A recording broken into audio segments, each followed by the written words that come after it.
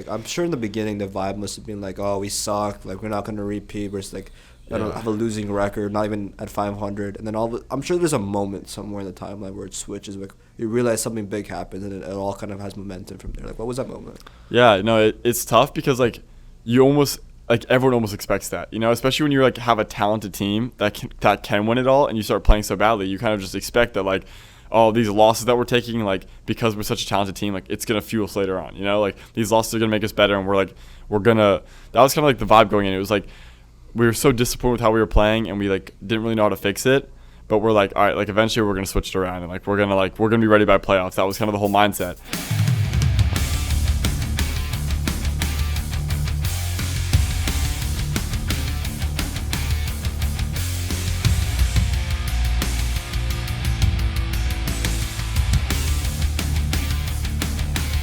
So is this, like, rolling now? Like, this is pretty much. All right, Brox. Live, man. How's it going? Solid, man. How are you? It's going good, man. I gotta say, I love the JCPenney suit. It suits you really well. You gotta wear it. You gotta rock it. You want me to wear that? It's not gonna fit me, man. Bro, you should start wearing this now. From now on, suit? every podcast from now on, you should do like this. Yeah, I don't know if you know Lex Freeman, but he's never he's wore a suit in every single podcast he's ever done, and sometimes he'll do podcasts in funky places, like in the Amazon jungle once, with like some Tarzan kind of guy. And he wore a suit in the fucking Amazon jungle. That's insane, bro. It was crazy. But, that's insane. Yeah, I got a couple suits in my dorm, so. What's he talking about? On his podcast? Or Lex Freeman?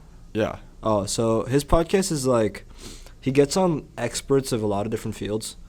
And he goes like so in-depth into technical details about them. So it's pretty like extremely educational. The person he was interviewing that one was some guy named Paul Rosley, who lives in the Amazon jungle. And he's like some conservationist there, but he's like trying to save the jungle, and he just literally lives out there in like Tarzan. It's crazy. But, that's actually so cool. Yeah. I want to do it when I'm older. Yeah. Go on. Have you been out there, South America? I have not. No, I've actually I've only been to Canada outside of the United States. Sick. Just visit your girlfriend or just in general? Yeah, just visit her. But nice. This summer I'm thinking about studying abroad. Ooh. So we'll Where, see. man? The application's due in like a week, so I got to get that in. Get that shit in. Yeah, exactly, bro. Exactly. Dude, you're doing too much in life, man. What? You're doing Fiji. You're doing this clubs this morning. Yeah. You got lacrosse, bro. You're trying to walk on the lacrosse team. It's busy. But, engineering, like the fuck. How do you do all this shit? Bro, it's hard, bro. My time managing skills gotta be getting better. Like, especially with everything going on, pledging and stuff like that. Yeah, it's gonna be rough. But yeah. How's that going so far? First week. You're not going into details, but so far not too bad, but like just a lot of time commitment. Hazing is what it is, but like it's been fine. I love the guys a lot. It's been a great experience, and I'm excited to officially be brothers soon. Still a while down the line, but soon. Round 2. Yeah, exactly, bro. Yeah. Exactly. So why'd you drop last time?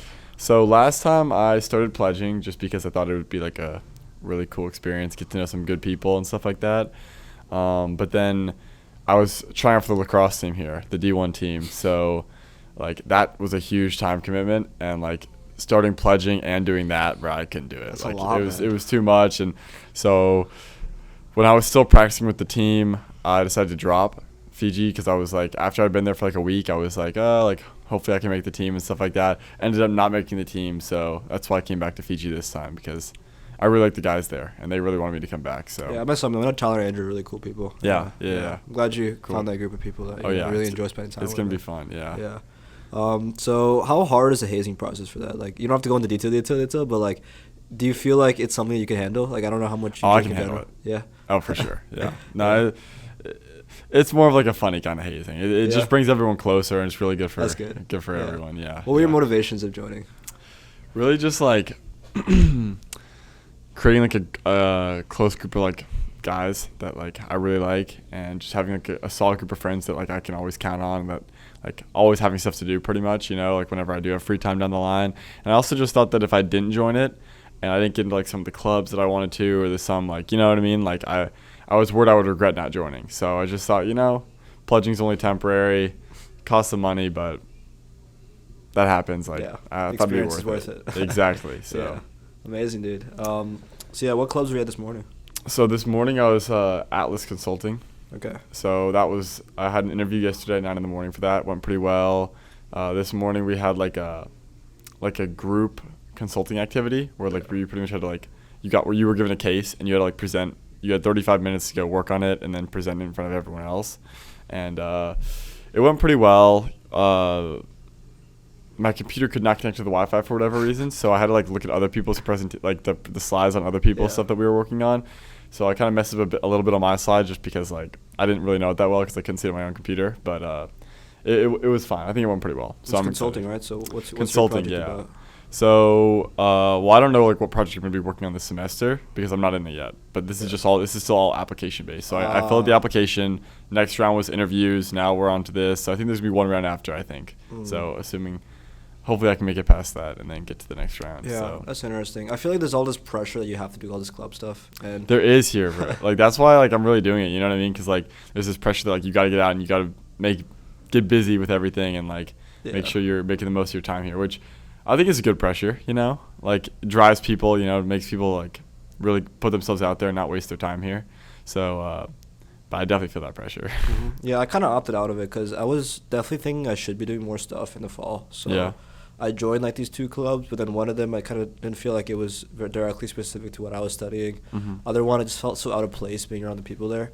So I kind of dropped out of it. Didn't do much last fall, but I think now I fill my time in with more stuff, including like a potential internship I might have for the summer. So I've kind of justified it like not being okay. Like it's okay to skip out on the club stuff for now, but I definitely think at some point I'll have to like tap into some of that stuff. Yeah, I mean, I definitely don't think it's like a must that you have to do. It's just like if you don't feel like you're doing enough, then like it's a great opportunity to try that stuff out, you know, and Definitely. like get to know people and like, but like also while you're getting to know people, also like helping your resume out and like helping build experience and stuff like that. So I think I like it a lot, you know. It's an easy way to add to your resume. It adds a lot to your exactly, resume. People yeah. see that. They're cool, yeah. So. I always think about joining professional frat before I decided to join Fiji. Which ones? I mean, I was looking at like a few of them and stuff. I applied to like 2 of them. But ultimately, once I decided to go with Fiji, I was like, I'm not gonna have time to rush. Yeah, You can't do that. And then along with everything else, like, there's no way. But but then that's why I thought a consulting club would be cool because I also think it'd be cool to like branch out from engineering, you know, and like to join like a consulting is like very business oriented. So like branching out from engineering and like expanding like my fields kind of and getting to know new people that I've never met before. It seemed like a really cool opportunity, so I'm hoping it works out. So it's not like an engineering specific kind of consulting club, is it? Or? No, it's not. It's like just plain consulting, but like the people there I like a lot, and then like obviously there's gonna be like engineering sides of different things, and like I can pick projects that like better suit me and stuff, and that I can get experience with. So yeah, I'm excited. So do you want to do anything with business? I'm not sure yet, but that's definitely possible, which is why like I want to get into this, you know. But definitely possible. Yeah, something I'd be interested in too. What? I feel like I've always been interested in business too, and I guess the business side of it's cool, but also the idea of like working on my own kind of projects and leading something. That's always been exciting to me. Yeah, for sure. So I think there's definitely ways you can tie that together, like engineering plus business plus I don't know what other interests you might have. But there are a lot of opportunities with that, which is really cool. Yeah, that's exciting. It's a lot of opportunities here. Yeah, definitely. Have you liked your time in Michigan so far? What? Have you liked your time in Michigan so far? Yes, definitely. I know you're considering playing lacrosse in college too. Oh yeah. So like I was talking with some coaches like back in high school and stuff, but like I loved lacrosse, but I also like wanted to get into like a really good academic school that like, and Michigan was definitely my top choice to get into. So like between having the opportunity to go walk on, get into Michigan, go to school here, and then possibly walk on versus just playing like D1 lacrosse at a smaller school, like I thought that Michigan would be like the better route for me, especially because like while lacrosse would be a great experience and I'd like learn a lot from that, and then also just have like a lot of great times being on the team, like out past college, like I think Michigan's like would benefit my life, and I've just always wanted to go here, so like it was a pretty clear choice to like try here. Reach out to the coach, give me a chance to walk on, so didn't work out, but So what was the situation like in the fall? So literally I was talking to like a few coaches. I actually hadn't talked to Coach Connery, which is our head coach. I had not talked to him. Like I tried reaching out over summer, but like obviously he gets a bunch of emails and stuff from a bunch of kids, so like he didn't really see it then. So I actually went to meet with him like earlier, like right off the bat in the fall, and I just like pretty much just like waited outside, like waiting for him like to come out. And right when he came out, I like spoke to him. I told him like about myself, and I told him that I wanted to walk on. He's like, yeah, like send me some more stuff over email, like we'll communicate more. And like he told me like once practices started up, because this was back in like August, like right or start of September, and I didn't start practicing with the team, or the team didn't even start practicing until like mid-September because it's off season. Then they had like non-padded practices before that. So then once padded practices started out, I came out and practiced with them for like a week and a half, something like that. So Gotcha. Yeah, dude, it must be so hard getting on that walk-on position. Yeah, I mean, they said it was like just like a spot situation that they couldn't do it, but like the roster. I mean, I'm sure to some degree it kind of was like that, but like Yeah. they told me to come back next year though, so I'm gonna be trying out Good luck, this man. fall. Yeah, Hopefully I can get that there. I know with football this year there was changes to what they're allowed to do with the walk-on process. Like, there were. You know Jackson, right? Yeah. He was trying to walk on, and unfortunately he was not able to get. He like worked all summer for it, and I'm sure you were probably thinking about it all summer too, and probably training as well, and unfortunately wasn't able to get that spot on the football team. But yeah, no, I mean with all the new rules in football, I don't know how much you follow football, but like it's crazy. They cut like the scholarship rules and stuff like that they've implemented. Like I know a few guys on the team, and like apparently they're cutting like almost up to like 50 guys off the team. Wow. This semester because of the new rules. So it's Including going from like 150 who, down to like 100. Is that including people who were recruited? Yeah, some of the kids who got recruited. I mean, they're cutting like almost all the walk-ons, unfortunately. Which like I know a few of the guys who are like walk-ons and stuff. So they're looking like into the transfer portal, see like where else they can find and stuff like that. That's so rough, too. But no, it's rough. It's kind of brutal. But yeah, especially when you work that hard to get to know. a school like Michigan to play football. That's insane. Yeah, nah, it's kind of sad. Like, and they're talking about how it's like the death of like the whole walk-on position in football because like now they like every kid's gonna be a scholarship player, so every kid's gonna be a recruited kid, and they're not gonna be able to just have walk-ons come and play for the team. So yeah, dude, I can't imagine sad. that, man. That would be so rough. Yeah. So like, there's pretty much no opportunity available for walk-ons with football.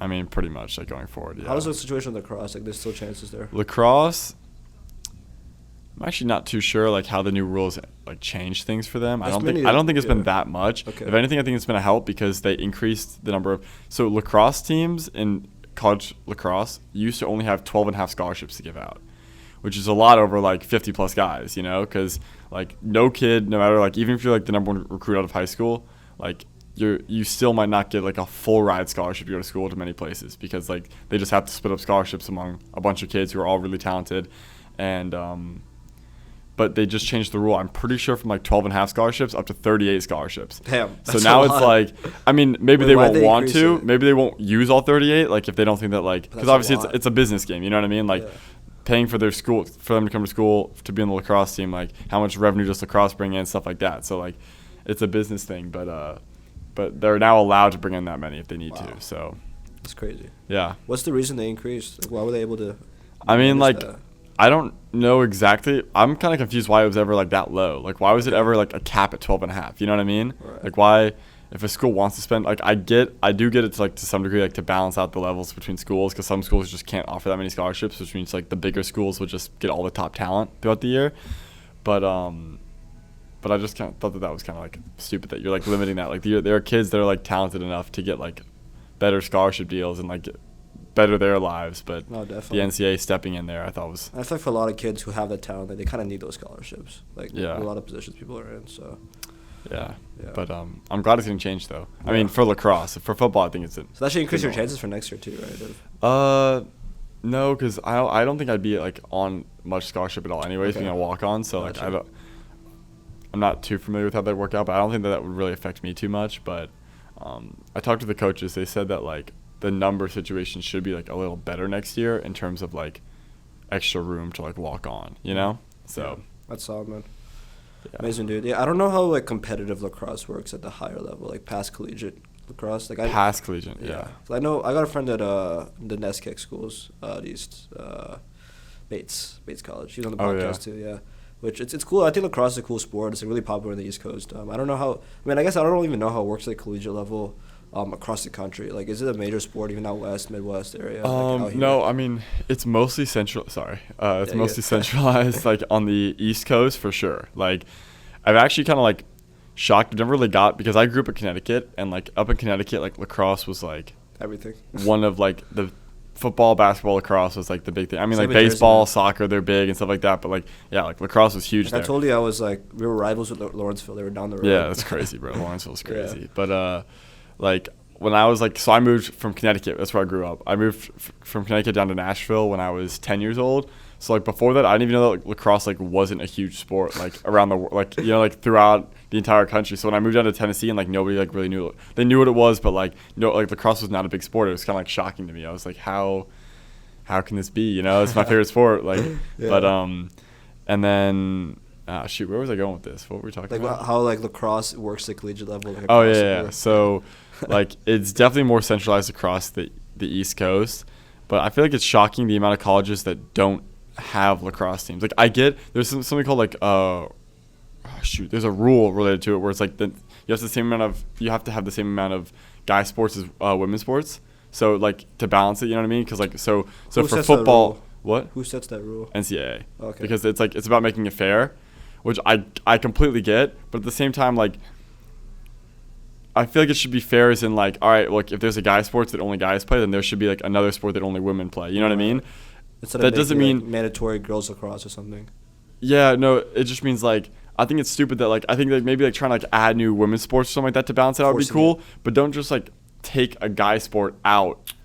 Just to like, you know what I mean? Because each college or university has to have like a balance between that. That's kind of like how the rule works. So a bunch of them will have a women's sports lacrosse team because like that's like a pretty big sport for women's. But then for guys, because it's like not a huge sport, they like won't have a guys team. Yeah, so like the Big Ten's got like 6 teams, I think. So only 6 Big Ten teams have a lacrosse team, and like the ACC only has like 5 lacrosse teams or 5 ACC teams have lacrosse teams. Like just because they're trying to like, you know what I mean? Like that's crazy. So it's definitely still like mostly centralized like on this side, and like collegiate lacrosse is like probably like one of the like pretty even with like professional in terms of like how popular it is. You know what I mean? Like it's not like you're not making that much when you go pro. You know what I mean? Like you're gonna be making a lot in college too from like NIL and stuff. So it's funny actually. The lacrosse season starts today. Today is the first day. February 1st. Of February 1st, first day of college lacrosse. Great day for a podcast, man. Exactly, man. So you follow it intensively? I definitely do. Yeah. That's why you're going to the game today, right? I am going to the game today. Season opener for Michigan. Yeah, we play Marquette. Hell so yeah, that'll be fun. It'll be a little cold waiting outside. They're on the UP, right? Or no? What? Marquette. Yeah, they're up. Yeah. So they're not bad at lacrosse. It should be a fun game, but we should definitely win. So. Yeah. We're excited for that. You gotta take me to the lacrosse game sometime this semester. 100%, dude. They're fun, bro. They're fun. I've watched them at like high school level, but like in general, like it's a cool sport. No, I obviously since I play it, like I love watching it. Yeah. Like, I think it's like the best, and me and my brother get really into it because he also plays and stuff. So we love watching college lacrosse, but the sport deserves more love, man. It does, dude. Because you're such a fun sport, such a good sport to watch, balanced. Are you saying that the only reason it hasn't grown anywhere else is because of this like NCAA rule that they gotta balance men and women's sports? Yeah, like that's crazy. Yeah, I think it's like I get it, but like don't take away a guy sport just because you're trying to balance it. Like just like try and find new ways for like add like women's flag football as a sport or just no, I don't even know. You know what I mean? Like pretty much like. Find new sports that women can compete in. Don't just like take away a guy's sport. I agree with that because I feel like if the goal is to have an equal opportunity for men and women to play sports, you should try to encourage new sports for women to be added instead of making this mandate that they have to be equal. Yeah. They have to be equal. Like if there just happen to be like 1 or 2 more guy sports and women's sports, how it plays out, then like fair enough. That's how it happened to be. But I think they should have an opportunity there shouldn't be like oppression related to getting women's sports out there and getting them like in college level. Yeah. But I don't think just because there has to be a rule to make sure it's equal, like we have to remove it. And because dude, it's such a cool sport. Like I have a lot of friends. One friend that was supposed to play at UNH, and then I think he not on the team anymore. But one friend I feel like it's such a cool sport that I've seen so many people enjoy and play. And dude, I feel like they're giving more people around the country opportunities to get good at any sport. Just enjoy that. I feel like sports is such a beautiful part of life in terms of the lessons you learn, really people is. you meet. I love sports. Without sports, man, like what would we be as humans? Sports are awesome. Literally, sports are actually awesome. I will definitely like. When I'm older, my kids are gonna be trying all sorts of sports. I'm gonna make them at least when they're younger, just get them to try new stuff. But sports are. I love watching sports. Love playing sports. It really feels like competitive nature in us. Yeah, in such a fun and healthy way. It is. Yeah. I didn't play too many sports growing up, and my parents did try a lot to get me into sports, but I feel like until 7th or 8th grade, like I was always opposed to them. I don't know why. I guess I look back now and wish I played more sports as a young kid. I feel like you develop so much better as a human when you play sports.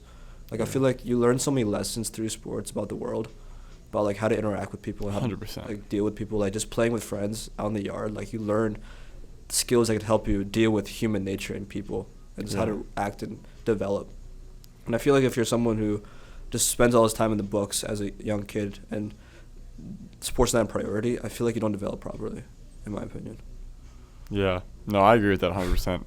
Like, the lessons that I think I've learned, especially, like, growing up, like, as a kid, yes, you're very impressionable as a kid. So, like, all the lessons about losing and everything like that, teamwork that you learn as a kid are very valuable. And then even, like, as I was growing older, like, my senior year of lacrosse, I learned so much my senior year of lacrosse, being, like, a captain on the team and everything. And we won the state championship my sophomore year or my junior year, and then, like, the expectation was that we were just gonna go. We lost a lot of talent. Tennessee, right? Yeah. How's Tennessee lacrosse? I mean, It's kind of East-ish. I don't know. Like, there are some decent teams, bro, but, like, any team from Tennessee would get killed by any of the top teams from the East Coast. Like, easily. but there's still some, like, it's not awful, you know. Like, there's still some talent there. There's still some good players, and it can get it's pretty competitive. So.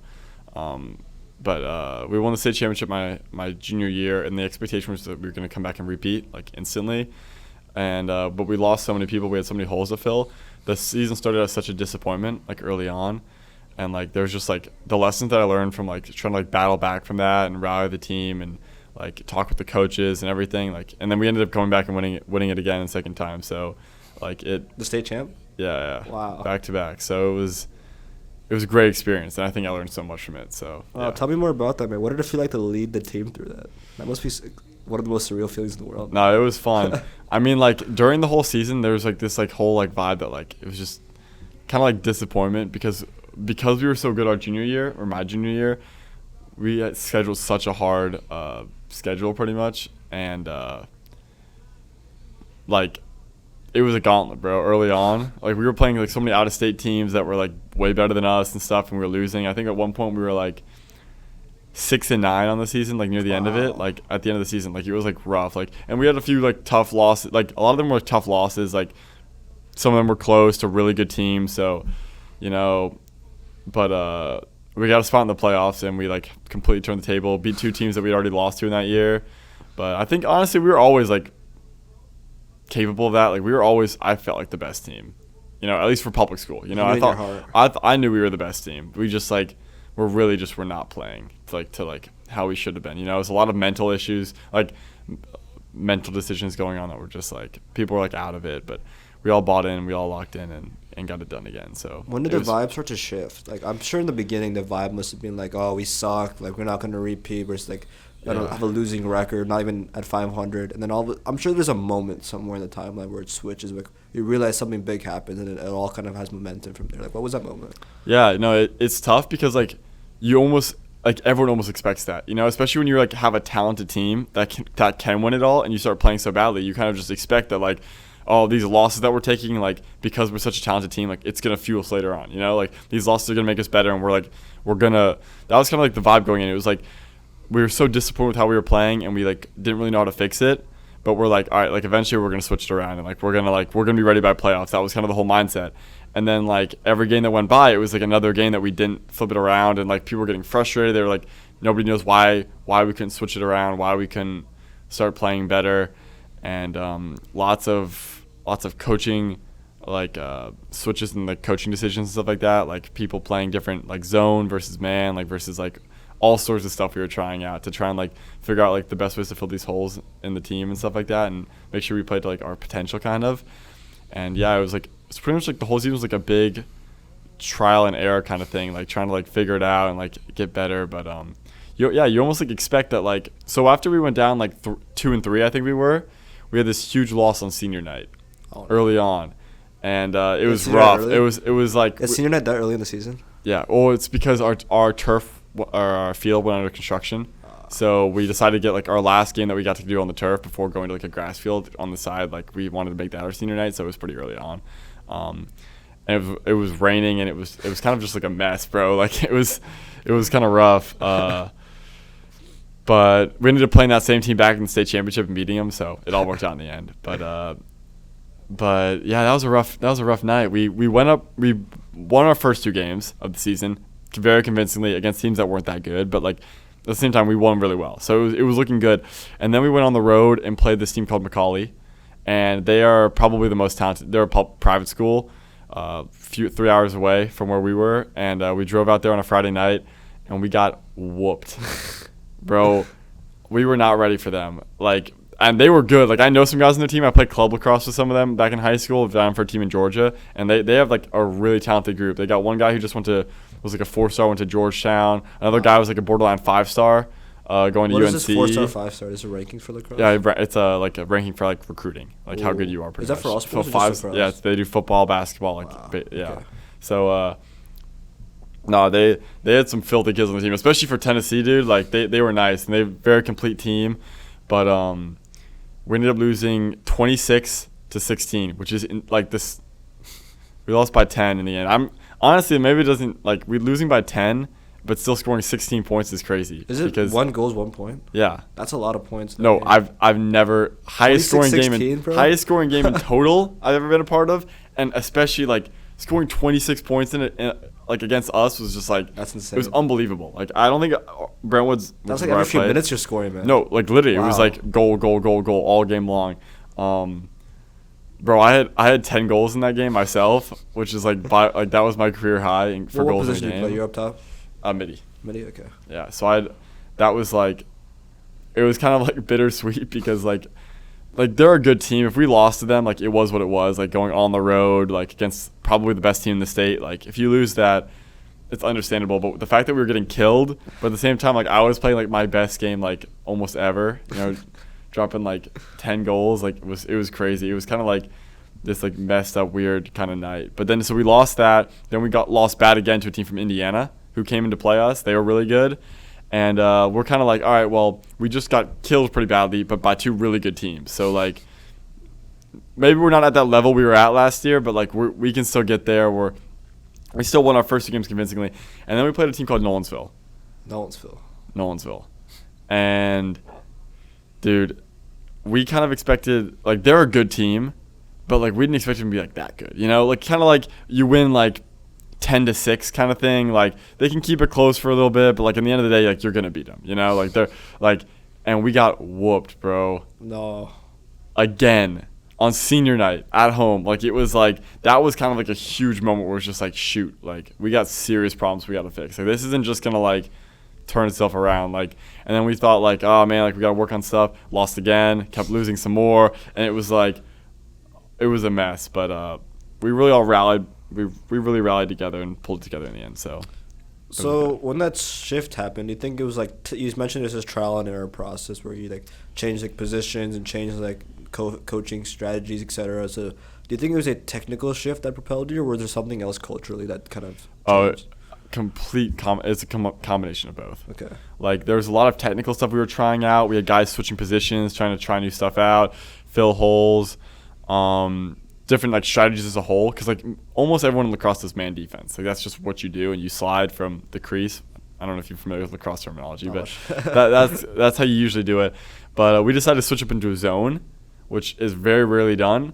But really, what our mentality was like, our defense was kind of struggling a little bit, so we thought like a zone to kind of just like you're not gonna shut them down because like a zone's gonna get scored on a few times and like it's gonna happen. But at the same time, if you can just like limit them enough and make them draw enough timeout, then like it'll like help us, because if we can hold them to like 10 goals, hopefully our offense is talented enough to go put up at least more than that to win the game. So there's a lot of like coaching decisions that went into it, and then also like a cultural shift, trial error wise. Like there was a lot of like, oh, we need to focus on this. Oh, we need to play loose. Oh, we need to really like get hard on ourselves. Oh, we need to have more fun during practice to try and like lighten the like, you know what I mean? Like there's a lot of different like trial and error on that side of things, and it was disappointing because you kind of felt like once you decided to like switch the culture up and you kind of decided like, all right guys, we need to lock in, we need to do this, we need to do that, you kind of just expected like you're going to start playing better, you know? And that was not happening. And there would be games where we play a little better, but then we play like worse again, and it was just kind of like this cycle of like who knows what's going to happen. But ultimately I think what worked in the end was just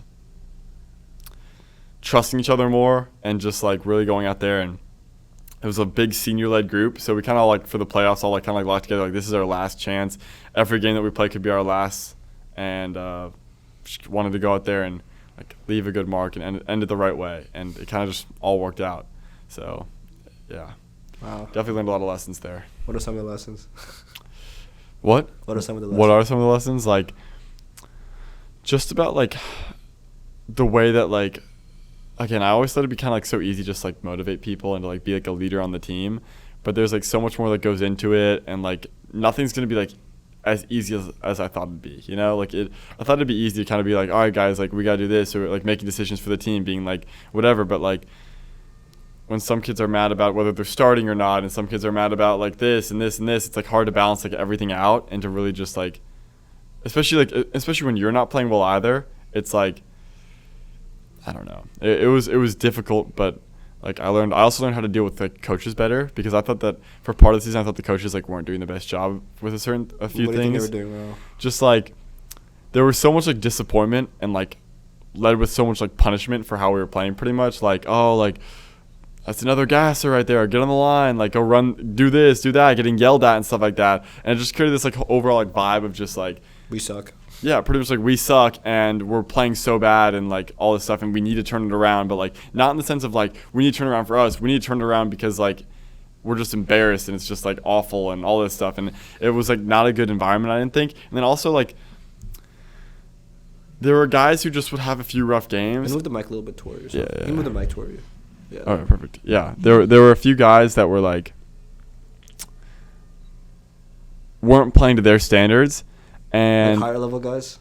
Yeah. Okay. Like good players. Like for example, my brother, I'll call him about. He wasn't playing his best lacrosse. Like he's a phenomenal lacrosse player. Like he's a junior right now, so he was 2 years younger. So this is like he was his sophomore year, but he's a really good player, and he was not playing his best lacrosse, and so the coaches instead decided to like pretty much pull him out of his position and replace him, and then have him run like some midi lines and stuff, and they did this with other guys too. They were pulling him out like. And overall, I just thought that like it was almost like they were pulling him out along with other guys as like punishment for not playing that well. And it wasn't like motivation at all. It was just like, we're benching you, and it kind of put him in this weird situation where like if he started playing better, they'd be like, oh, it's because I moved your position and you're. So he was attack, and they switched him to like second line midi, even though I think he's like one of, if not the most talented players on the team. And so. Going from that, like, first of all, it's such a huge mental hit to be, like, benched like that, kind of. And then even, like, if he starts playing better there, then he's just like, oh, like, see, you're playing better at midi now. Like, it was a good decision. And if he plays bad, then it's like he's obviously not going to go back to attack if he's playing bad. You know, they're just going to keep him there. So it kind of, like, put this, like, weird whole, like, vibe around everything. And, like, I don't know. So then I wanted to talk with them and say, like, hey, can we try changing stuff up? Like, I don't think that this is, like, the right move that y'all are doing. But at the same time, even though I'm a captain for the team, like, I didn't want to overstep my like boundaries and like tell them how to coach, because at the end of the day, it's like their team that they're coaching. They should coach it the way that they want to coach it, I guess, you know. And like I can offer input, but like balancing that, like there's a few times. One time I reached out and stuff, and they kind of got like a little mad at me. They're just like, hey, like we're the coaches, like we got this, you know what I mean? Like that, like whatever. And then other times they're just like, yeah, it's like thank you for bringing this up to me. Like we can work on this. So balancing that and like learning more about like how to deal with that, like kind of like disagreement there for times. I learned a lot of lessons like that. I feel like that's a slippery slope, because I feel like when you're dealing with coaches, first of all, they do have a lot of intelligence, they have a lot of experience, but they also have an ego, as everyone does have, right? Mm-hmm. And I think it's hard to be able to get that message across without like hurting the ego. And I feel like you've had some times where you did trigger their ego and they got mad at you, versus other times where they actually appreciated your feedback. So is there like something you noticed in like the way you acted or the way you approached it that changed their response? Yeah, I think it's also, I mean, definitely just like the tone that I bring it up with them at. Like if I was kind of like doing it out of anger, being like, hey, like guys, like we need to change this. Like this is not working. Then obviously they're gonna react like kind of like punishing me, kind of being like, no, like you can't just tell us what to do. Like it's our, like we're coaching, like you're a player, whatever, kind of that whole vibe. So I think like tone that you bring up with them, also like the timing of it, you know, like coming up to them like. Just the timing of where everything is at, like, is definitely plays a huge role in like how they're gonna view it. You know, if we're just coming off of a big loss, where like I didn't play my best, and I'm coming up to them like after like not playing their best, my best, and being like, hey, like we need to change this. They're gonna be like I feel like they'd be more open to it. No, like I think less open to them in that situation. But like yeah. maybe after like a practice on a day, if I'm just like, hey, like I think that like what we've been doing is fine, but I think that we could actually benefit if we tried this out. Maybe for like a few practices, if we try that out, then they'd probably be like, yeah, we can try that out. Like, the team, you're like, the guys, you talk with them, like I think we should. They trust me. They definitely trusted me a lot. So that's good. Yeah. Yeah. What was your relationship with the coaches in general? Definitely good. I had a good relationship with them. Almost all of them. I was like starting varsity for 4 years, so like I've gotten to know them like a lot over time. Whereas like some of the kids that I was friends with like wouldn't be because they were on like JV or like whatever. So like I really got to know the coach as well. My head coach for my first 3 years though, he quit after my junior year. So going into my senior year was actually a new head coach, which was our defensive coordinator the year before. And then our offensive coordinator stayed offensive coordinator position. And, I had a good relationship with them. It was kind of like we were friends and we both wanted like what was best for the team. We were both very passionate about it. So I had a good friendship with them. That's good. Well, it seems that with the senior year, this big moment, this lacrosse season there's like this emotional connection you have with it because of how the storyline behind it really, like, you kind of brought this team up, led it as a captain, and helped them to win the championship. And, you're not playing lacrosse right now. You still have this hope for next year of the potential to welcome the team, which I really hope can work out. But in a world where you're not able to play lacrosse in college, you kind of have to let it go. Like, can you imagine that world? Like, does that world suck? Or, like... I mean, like, I'm kind of, like, in that right now because I'm thinking about, like, doing club lacrosse here, but the time commitment and the like overall like vibe of club lacrosse is like way more chill and like laid back compared to like obviously being on the D1 team, but even being on like a high school team, it's way more laid back than a high school team. So like I'm kind of, and it's also off season right now. We haven't even started practicing up again, so it's like right now it's easy to get caught up in everything else because I'm just been very busy recently. But I do think that like there are definitely like moments where I'm just like, dang, like I kind of missed that. And like even in the moment, you're just like, yeah, like practices were hard, like they kind of sucked at times. Like it's kind of nice like not to have that like time commit every single day that you're going out and practicing and stuff like that. But at the end of the day, like that stuff makes like life so much fun. Like it builds so many meaningful connections that you can't build in other ways.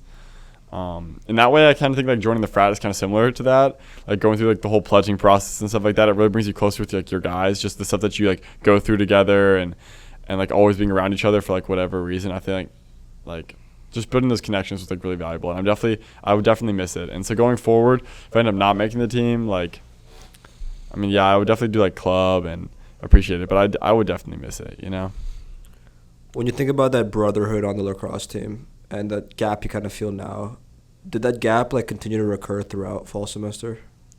Like, did it come back every now and like, damn, like there's that gap there? Yeah. That something needs to fill it. Yeah.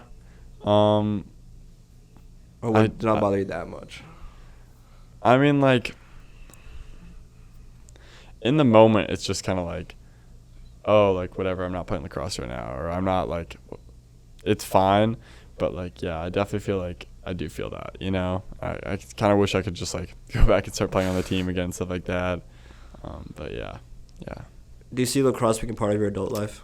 Yeah. Coaching, playing? Like, I mean, we'll see, like, where it all, like, how everything, like, works out in the end and, like, what kind of career I go down and where I end up living and stuff like that. Like, that's all so up in the air. But, like, I definitely think at some point I'd want to go back and coach lacrosse because I love it so much. And, like, I think I'd have, like, a lot to, like, offer the game because I think, like, yeah, I love playing it so much. I want to continue to be around it. Yeah. But, yeah, I could see myself coaching. Amazing, dude. Maybe go back and coach my old high school team.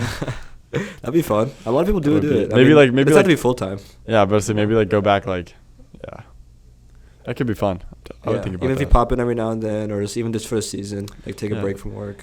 Coaches like literally just get to shoot all practice, just rip shots on net, and make us ball sweep them. So like, it'd be nice to have the roles reversed there. But, yeah, that'd definitely be a whole different dynamic.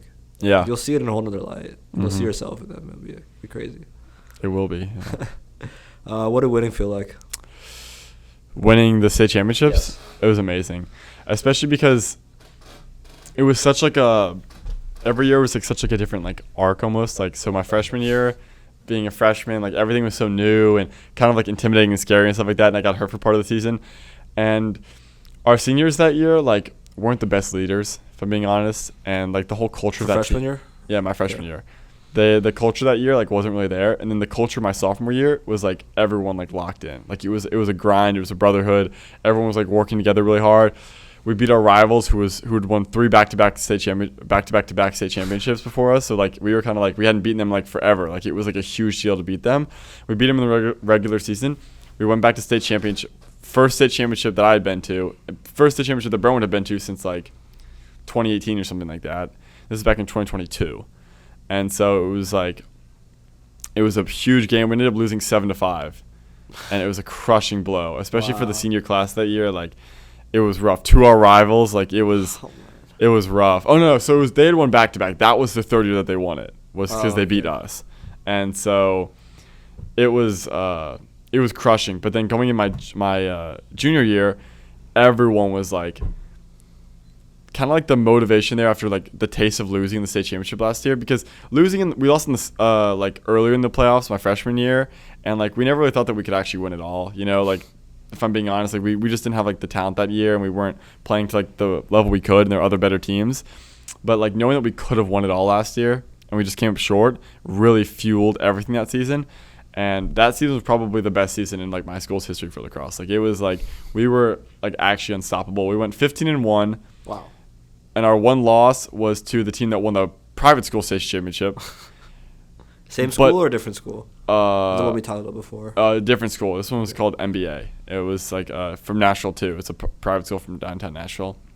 And that game was so disappointing too, because we were up 6-3 at half, and we ended up choking in the second half on the road. Like it was an absolute choke job. Like we definitely could have pulled that game out and went 16-0. But at the end of the day, it is what it is. 15-1 wasn't bad, and had some great wins there. Like, that was an awesome season. Also, it was such an amazing experience playing with my brother on the team. Like, actually, like we hadn't played together since we played together in elementary school for like a season, but like it's elementary school, like whatever. But like not playing with each other, it always felt like such like a different. Even though we're only 2 years apart, like it felt like such a different kind of like. And winning with like he was almost like in his own world, Brentwood lacrosse, like so much younger, and I was always kind of like, yeah, like when he finally got to play on the team, and he was starting as a freshman on varsity, he went crazy in the playoffs. This playoff term, I think he had like 13 goals in 3 games as a freshman. Like he was going crazy, but it was 14 goals. He had 14 goals in 3 games as a freshman. It was crazy actually, but it was so much fun. Like that was actually, when I think back to like some of the best experiences I've had in my life, playing with him that year, especially like, and sophomore year too, just everything, whatever for him, sophomore year for him, senior year for me, like actually some of the best moments of my life. Like that was so awesome. And yeah, it was amazing to like win it all with him. Like winning felt so nice, and especially because it was something that like I was already working on for like, this is my 3rd year already in the program. Like we really wanted this, and to have like him come in and be able to finally win one with him. Yeah. And then senior year was like, again, like it was so interesting how like the balance between playing so disappointing but then ended up like turning it around and stuff. So senior year was fun, but winning with all my teammates, like I know I'm gonna have like those friends for life, you know, from high school, like that were on the team with me. Like, so I'm excited about that. How are they doing this year? They're doing good. They all go to like SEC schools. What's that? You know what the SEC is? No. It's like southern schools. What? Southeastern Conference. Southeastern oh, okay. So it's like southern schools, so like Tennessee, Auburn, Georgia, like stuff like that. They all love it down there though. They're having a good time. Yeah, play lacrosse or just like school? Yeah, I mean a few of them I think are on the club team, or at least like they were in the fall. I don't know if they're actually doing it here now, but most of them join frats. Most of them like, but yeah, they're all having a good time. Schools, yeah. I hadn't been back home since summer when I went back for winter break, so it was fun to like see them all again, because like they don't live too far away from where we lived, so like they can come back for a weekend if they want to, you know. But me coming back and seeing them all again, like it was really cool. Just like explain everything that pretty much happened first semester here, you know. Like I told them about like, again, trying for the lacrosse team and trying pledging out and like all this different stuff I was talking about, and it was really awesome to see them again. It's beautiful, man. How's your high school doing this year? In lacrosse? Yeah. Season hasn't started yet. Okay, season. Yeah. How's it looking though for this year? definitely rougher. They lost like the last two classes that have Brooks. left. Bro, my year was actually like had so many. I think we had like 4 out of the 6 or 5 out of the 6 starting defensemen were my year, plus our face-off, plus like probably at least half the offense was my year. Like we're losing like a huge senior class, so they're gonna. My brother tells me they're looking rough, but they can. I believe they can switch it around. You know. Yeah. Pull the same kind of turnaround we did, you know? I think it happened. Yeah. It always happened. It could. Do you have any of those matches on YouTube, like that state championship match? I kind of want to check it out. You want to? Yeah, I'm down. Let's do it live. You want to check out my highlight reel? Yeah, let's do it. Oh, that'd be crazy. Yeah. I mean, if you want to. I mean, we got time, man. I'd be okay with it, but just. All right, cool. What do I find on YouTube? Yeah. I would like to say I am not. Okay, never mind. You know what? YouTube. You can do Brock's Petterson highlights.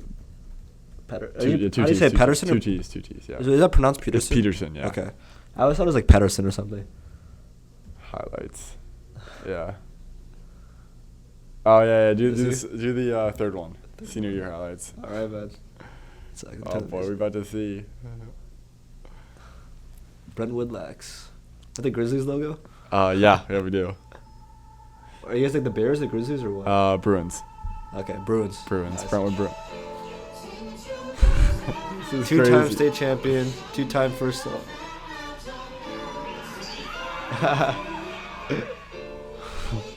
Did you put this together, or? Yeah, me and my dad did. It's supposed to be fun to work on. Yeah, it actually was. It honestly was putting all this stuff together. Yeah, this is state championship game here. Oh, really? Are you 4? I am 4, yeah. These are our rivals right here, Ravenwood. This is funny, man. Good memories, man. Good memories. Yeah. I feel like this is me. I'd be tearing up watching this shit. Oh, actually. So this is McCullough. This is the game I had 10 goals in. Oh, okay. So you're gonna see a lot of clips. Game, yeah? A lot of clips from that game. Oh shit. Oh yeah. Little apple. Huh? Is that what it's called? Assist. Yeah. Oh, okay. I knew this is. I didn't know you guys call it apple.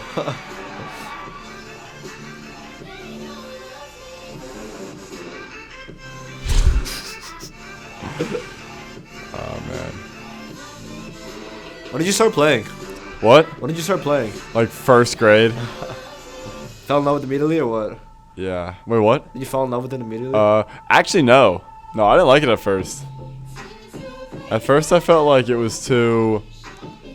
I definitely liked football and soccer more when I was younger. Gotcha. But my dad didn't want me to play football because he played football in college here at Michigan. So yeah, you told me this. Yeah, so he played football here, and he felt that like the head injuries of everything. Yeah. He just thought that, like, he'd prefer it if I didn't start until like. Football's one of the more dangerous sports I think out there. Yeah. Yeah. No, the head injuries and stuff. He didn't want me to start until at least high school. Yeah. And by that time, I was already so big on lacrosse. But when I was younger, like flag football and soccer, I thought I was gonna get really into. And then probably around like middle school, going to high school, that's when I really fell in love with lacrosse. That was my favorite. That's amazing. Yeah, I think football's probably like top 5 hardest, like the most dangerous sport. Yeah. I think the most dangerous sport is I'm forgetting what it's called, but it's like this. I think it's called base jumping. Base jumping? Yeah. Do you know what that is? No. It's like you jump off of like buildings with like a parachute, and you're supposed to like land like perfectly somewhere. But since you're so close to the ground, like the chance of injury is like so high. There's like so many deaths per year in that sport. Oh yeah.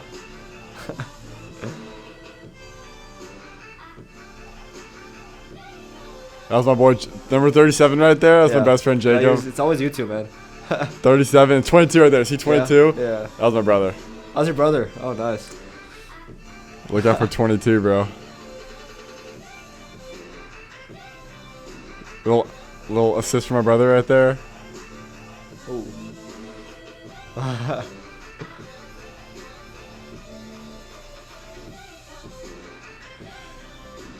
Yeah, definitely gonna miss it.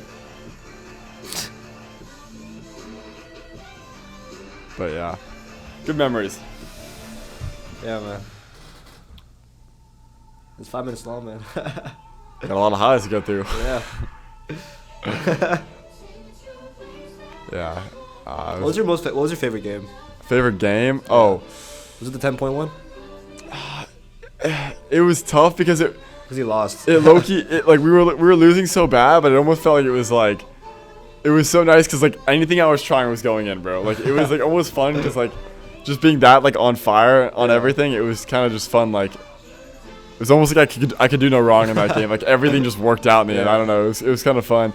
I'd say probably my first time beating my junior year. We beat our rivals 15-5, Ravenwood. The team that we'd only beaten once in the last 5 years. Is that the team you lost to last year? Yeah, the previous year. So it was our next time playing them after losing the state championship. I dropped 5 goals on them, and we won 15-5, and that was probably my favorite game. That game was awesome. Let me go.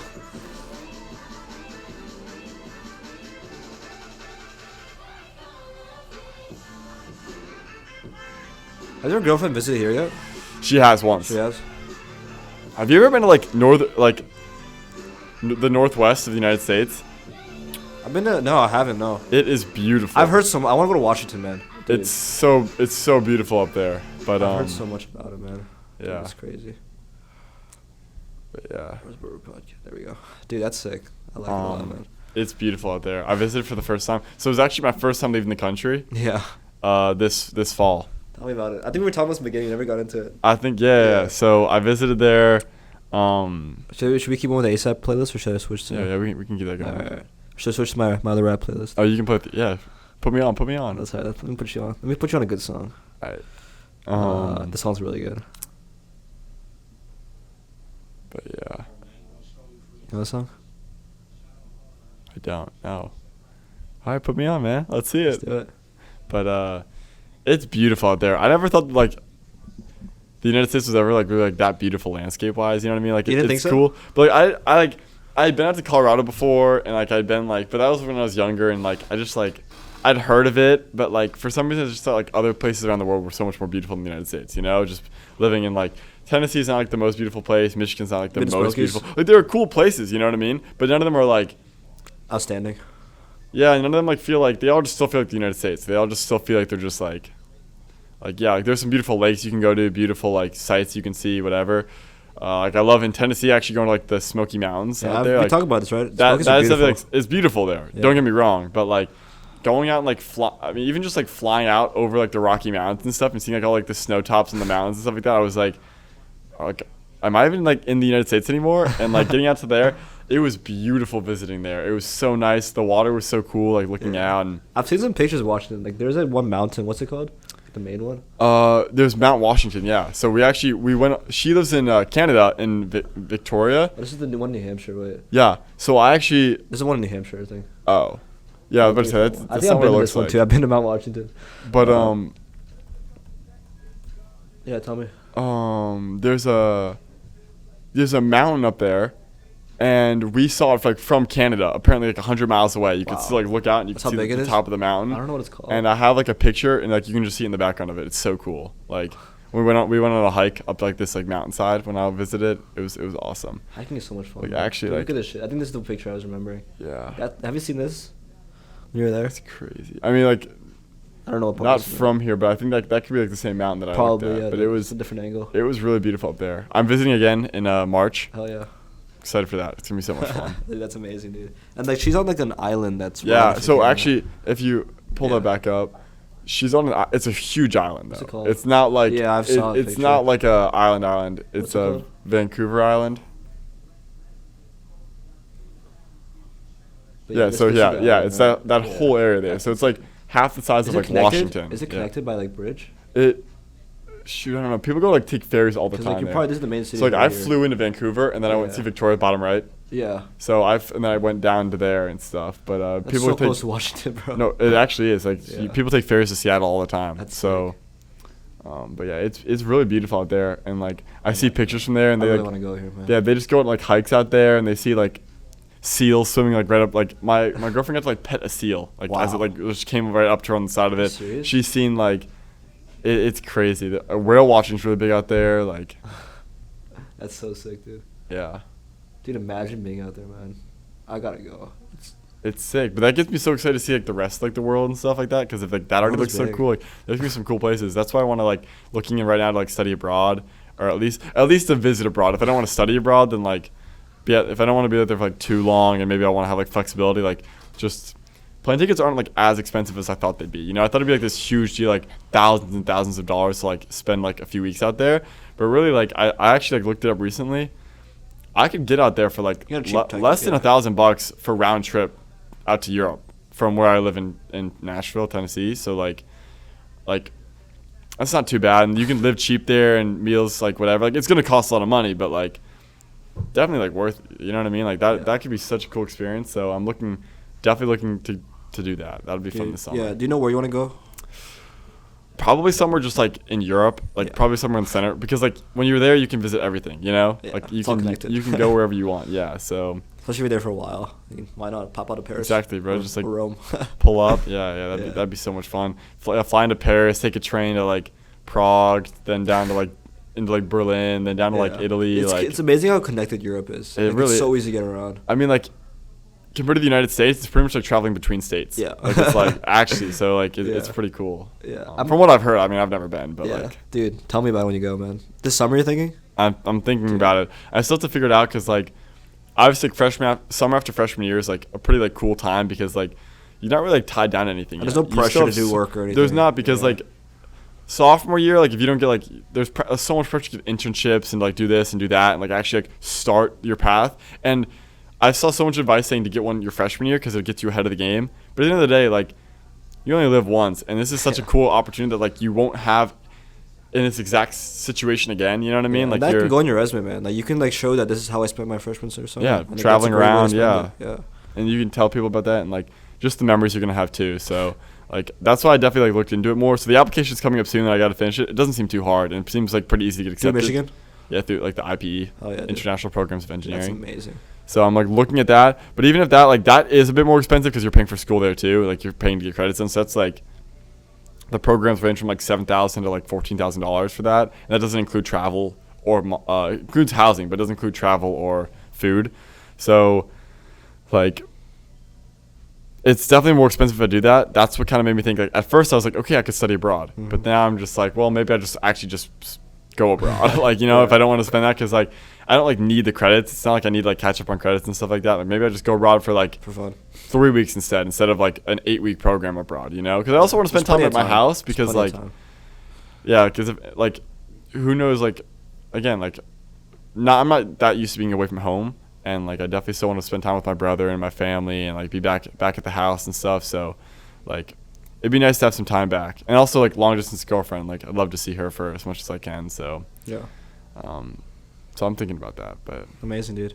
I will say that with time, like I've really appreciated the U.S.'s beauty. Now I will say I do see your point that it's like it's wherever you go, like the U.S. feels like the U.S. You know what I mean? Like you can go to Tennessee and you can go to New Jersey, you can go to Michigan. Like the roads look exactly the same, the highways look exactly the same, the landscape is exactly the same. But I think one of the unique things that maybe like you realize going to Washington, but in general about the U.S. is that how much they preserved it because of how new the U.S. is. Yeah. Like there's like so many national parks out here, and there's like each national park has like a unique taste to them.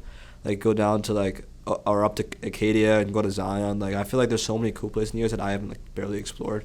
Yeah. And I feel like the next few years, like my adventure will be like seeing how much of the U.S. I could see, because they're so interconnected. You can like literally drive anywhere, and it's one of the cool parts about the U.S. Like cross country road trip. That's even if I don't go abroad, like something that could be fun to do would be like go like literally like a cross country road trip, like with probably not my family because they'd be busy. Like my brother's still like in the recruiting trail, but like either by myself or like maybe like me and my girlfriend go do that. Like that'd be so fun. Maybe spend like a week out. I got family out in Colorado. Maybe just like drive all the way out to Colorado. Like work at a summer camp there for a few weeks, something like that. Like fun, man. Yeah, exactly. Just like do whatever. I was just talking about that with my friend like a couple of days ago. Like we were talking about. I feel like I see myself going on road trips for the rest of my life in the future. Like I just see myself, ideally living on a farm somewhere with my family. My friend wants to live on a farm too. He's probably in Wisconsin. He's thinking, you know, Charlie, right? Charlie Faith. He wants to build a.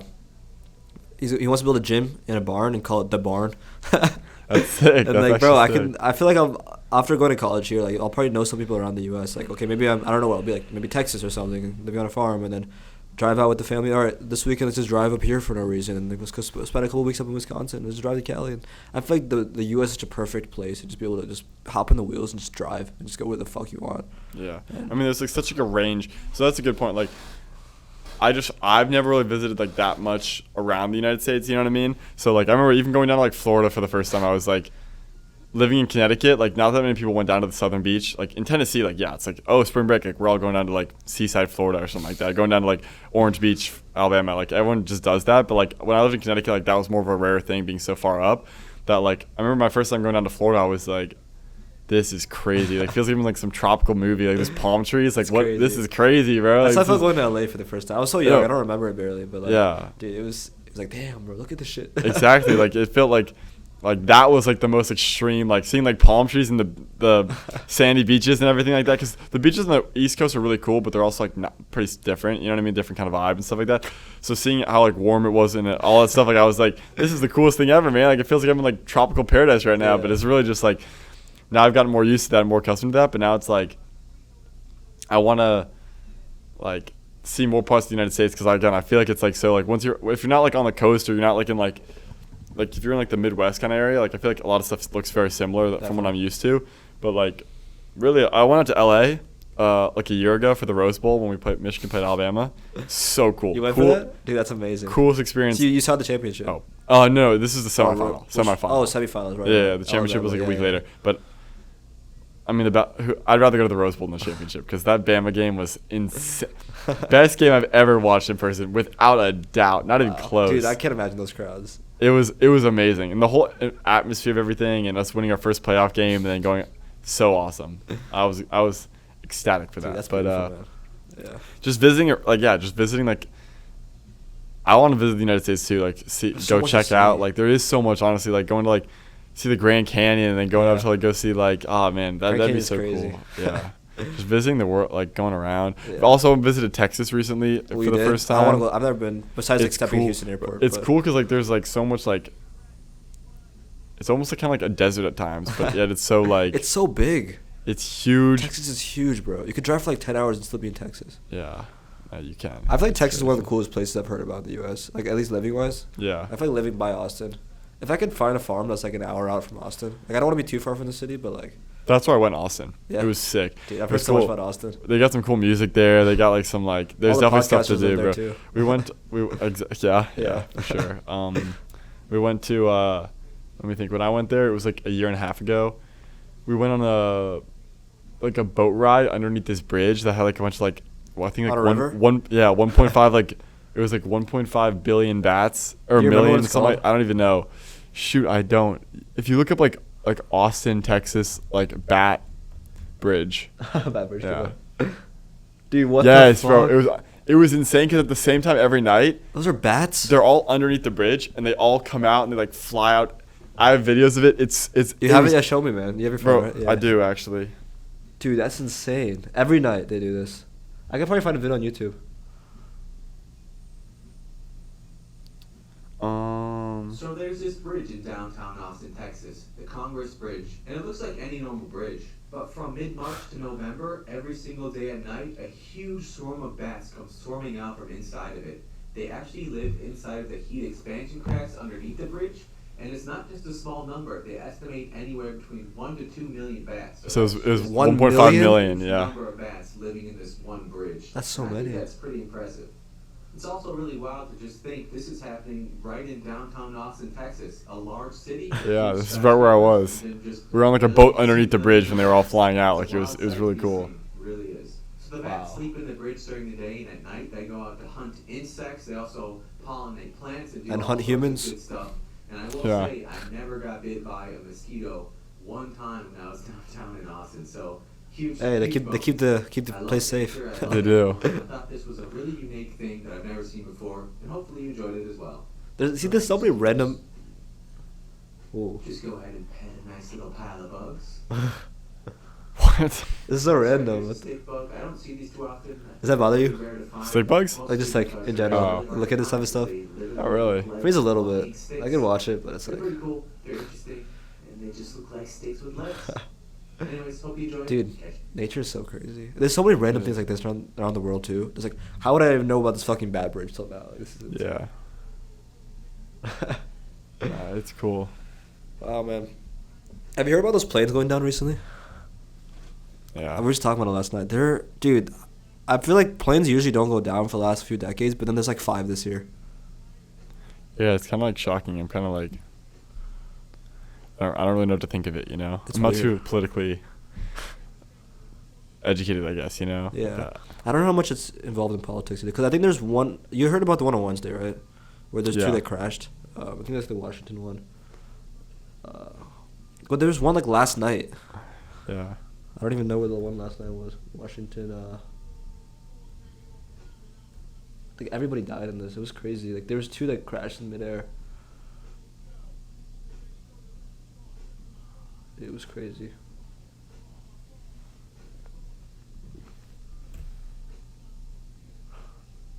Yeah, man, it's weird. Anyways, what else going on today besides the game? Homework, man. Grinding, physics, top So- hat. Yes.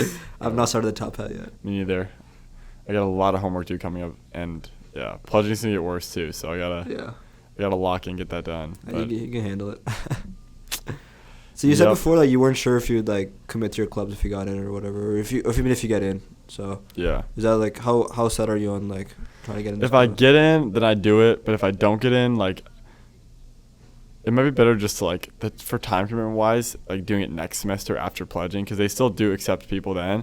And like if they've already seen that like I applied the first time, they can like, because I think that definitely like you have to put whether you've applied already in the past before or not. I think that definitely like helps out. So like already making it past the first few rounds, having experience with that, like if I don't get in this time, like I think I'll get it next time, and I'll be like in a better position to like focus on it after like already being done with pledging and being in the frat, like the time commitment of everything. So Do you think it's easier or harder for like a normal person to get in sophomore year? probably harder. Why is that?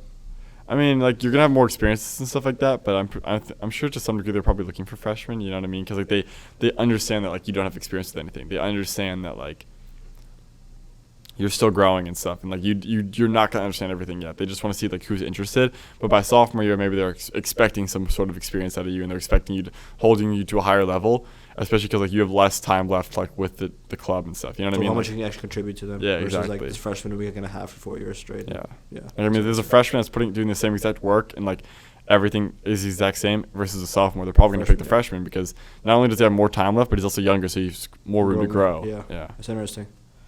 Yeah, I do. Yeah. Well, all right, man. I'm gonna have you sign the poster. I got Let's my do it. Sharpies. Take a big spot.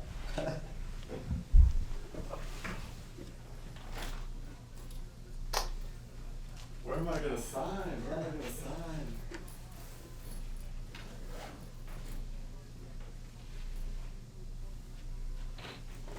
Shit.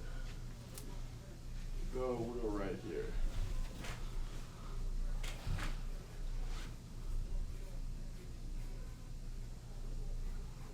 Mm-hmm. 83. Yeah, number 83, man. Oh yeah. Perfect. Hey, I like the spot. You've never done the wallet challenge, have you? The wall challenge? Yeah. What is that? All right, perfect. Have a seat. The wall challenge. What are we doing? I'll be honest, like I started hating doing this challenge, but then Angelo? Yeah. He helps make my shorts. Every time he posts a YouTube short of the wallet challenge, it always blows up, and I've hated doing this, but I'm gonna just keep doing it for the sake of the podcast doing well. But this wallet has never been opened before by anybody. It is an anti-theft wallet, and cash easy to get out, but the cards, it's impossible to get these cards out. We'll see if Brox is capable of taking the cards out of this wallet. So I'm gonna give you a countdown. I'm gonna wait till it gets like 15 minutes of my thing, just so it's easy to All right. tell. And then I'll give you a countdown, and we'll see how long it takes you, man. Get the cards out of this wallet. 7, 6, 5, 4, 3, 2, 1, go.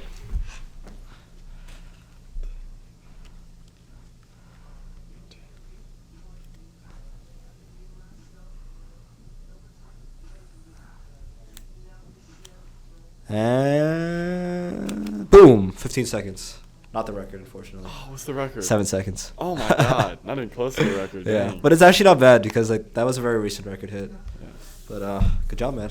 Thank Sometimes you. it takes people like a minute 30 to solve it. I'm like, damn. It's ass. A minute 30 is crazy. Yeah, good work, mate. Actually, yeah. Yeah. Thank So you. you a big A$AP Rocky fan or what?